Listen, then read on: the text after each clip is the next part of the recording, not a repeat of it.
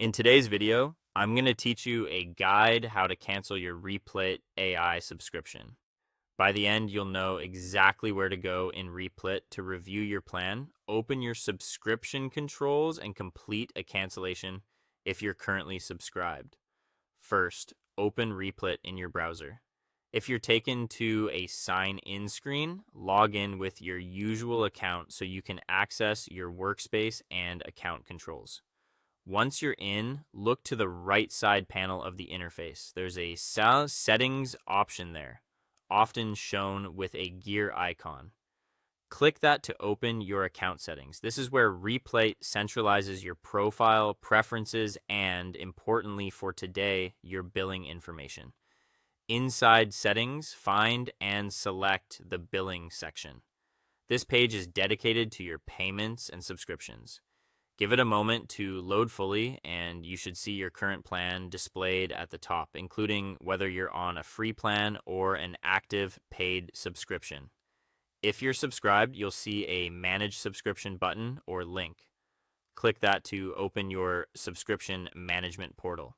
Here, Replit typically shows your plan details, renewal date, and payment method.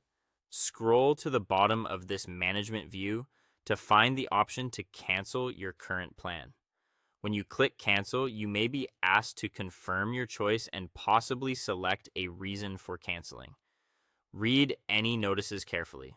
Most services let you keep paid features until the end of your current billing period, and then the account reverts to a free tier.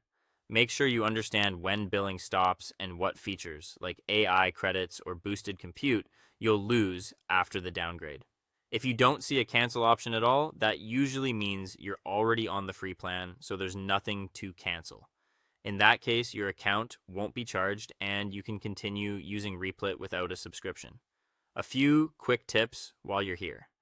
Double check the email on your Replit account so any cancellation receipts reach you, and consider taking screenshots of your billing page for your records.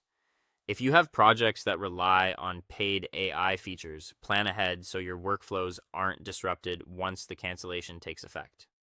Finally, if you ever decide to compare plans or start a new subscription later, you can visit Replit's checkout page to review the available options and pricing. That way, you can switch back when it makes sense for your projects. That's all for today. Thank you for watching, and I'll see you guys in the next one.